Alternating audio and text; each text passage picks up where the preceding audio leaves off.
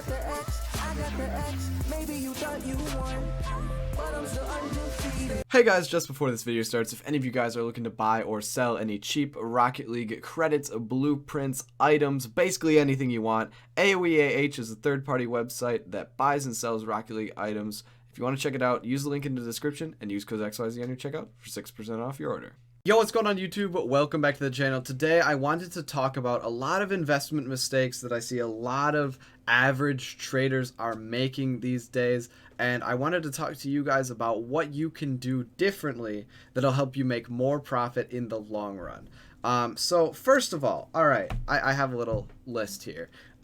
First of all, I'm making part of this video because Titanium White Fennec came into the shop about 2 days ago, and it completely crashed the price from 12,000 credits to, it was at a point where people were buying them around 5,000 credits, and even lower than that at some points. And it just died. Like, White Fennec died from that. And I had predicted about a week or two ago in a video, and I had literally said, White Fennec is overpriced. Sell it if you have one.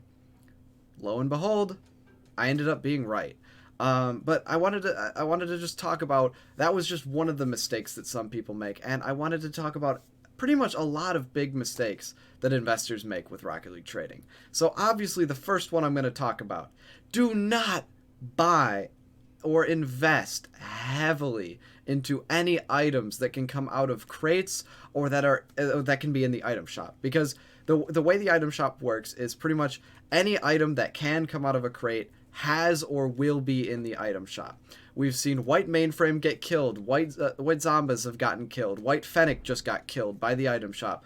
All of those were extremely rare and expensive items before they hit the item shop. So don't invest heavily into any item that can come out of a crate, because the second it pops in the item shop, there goes your entire investment. It's all kaput.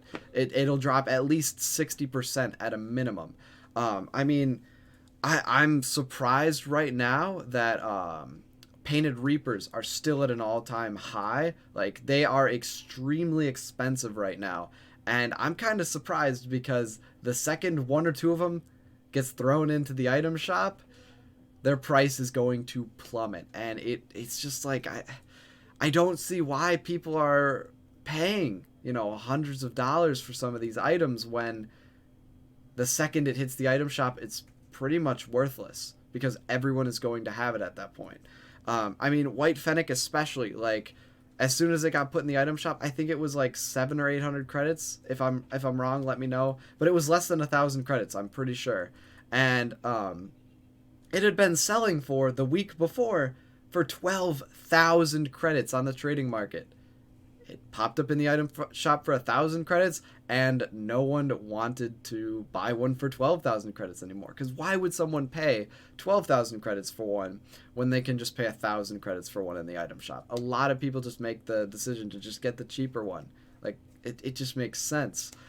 So that's my first tip to you guys. Do not invest heavily into items that can come from the item shop. It's best to invest in items that are extremely limited. You want to look at when certain items released. You need to do your research on when certain items released, how you can get them right now, and anything else that can affect the supply in the future. Because if you guys know, about a year or two ago now, White Velocities were around $10 to $12, and I invested in, I have 109 on this account, and right now they're around $40 to $50 each, which means I basically quadrupled my money on those. Essentially, obviously, I got trade banned for obvious reasons. There's a video on it on my channel if you don't already know the context behind it, but I got trade banned, so I wasn't able to cash out on that profit.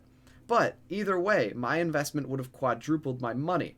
And why did I make that investment, and how did I know it was going to be worth so much? Is because Black Veloci at the time were only available from non-crate import trade-ups, which were getting even more expensive every single month. So it led me to believe that the supply is going to keep getting more and more expensive. Therefore, the item will keep getting more and more expensive so long as the demand stays relatively the same. Obviously, the game has gotten a lot more popular, therefore the demand increased on the item, which makes it more expensive. And then The other reason I've been investing in Black Velocities lately, the exotic versions specifically, and a lot of certified versions specifically, is because if you take a look recently with updates over the past few months, any non-crate exotic you cannot get from those import trade-ups anymore. You can get them as a very rare now. They are a very rare drop, but they cannot come certified. So although you can keep getting Black Dices on your account, they'll only be as a very rare. You can't get them as an exotic anymore except through trading. So Striker Black Dices or Striker Black Velocities or Striker Black Neptunes, any non-crate exotic in a Striker Painted Black variant, which is the most expensive usually, those are at a locked supply for the time being. There's never been a non-crate exotic that has showed up in the shop, although it is possible. It is unlikely that one will show up. The reason I've been investing in Black Velocities so much is because I feel if a non-crate exotic is going to get put in the shop, it's going to be Black Dicey because it's the most popular. Therefore, Black Velocity are the more safer option to invest in.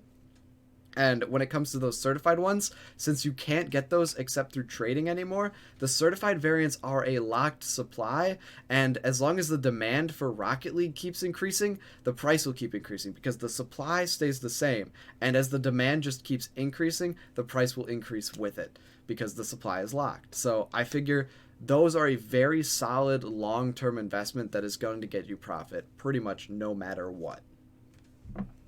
Another thing I wanted to talk to you guys about is the RLCS drops and the best ways to profit off of them. So obviously you could make I don't know, however many accounts you want and just farm the drops from RLCS. I mean, you can farm them into oblivion essentially. I know people that have literally 200 accounts and they'll just keep farming all the painted rewards, transfer them all to their main account, and then just sell them off to people on the trading market. That is a thing, but I wouldn't recommend it because it's not the smartest option. It's going to cost you a lot up front of investment for all those accounts, especially now that you have to get their level up. You have to buy 500 credits on each account. That's going to be a lot of capital you have to put up front for that as an investment.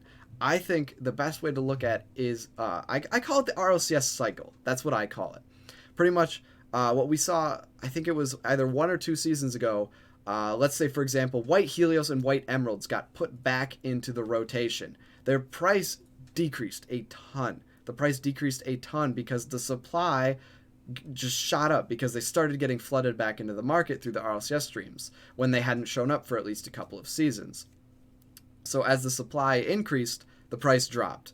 That was the best time for me to buy. I bought 8 White Helios boosts at around 5,000 to 6,000 credits. And since then, I mean, they're around 10,000-ish credits each right now, which obviously I doubled my money on those. That was a good investment because I bought at the lowest price. As soon as the supply shoots up, that is the best time to buy.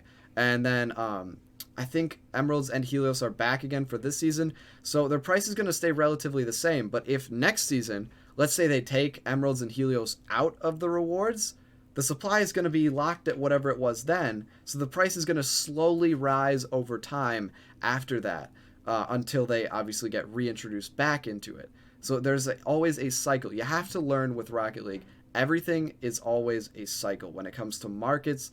I mean, when it comes to economics about anything, there's almost always a cycle and patterns that you can follow, and you can predict when items will go up. And the RLCS cycle is one of the easiest to predict. You just have to check the news page anytime they announce whenever the new fan rewards are going to be. That way you know what the best items are to buy and what the best items are to sell before it's too late. Alrighty guys, I hope this video helped you guys out. This was just a few really big tips about some of the best ways you can be investing in items in Rocket League right now, in my opinion. Obviously, there are plenty of other ways where you can make profit, and I will admit, there are better ways to make profit in the short term, but they are obviously more risky. So I was just wanting to talk about the safest, most secure way to make good long-term profit in Rocket League. There are plenty of extremely risky ways to make profit in Rocket League, but I just wanted to talk about the easiest, almost guaranteed way of making profit in the long term.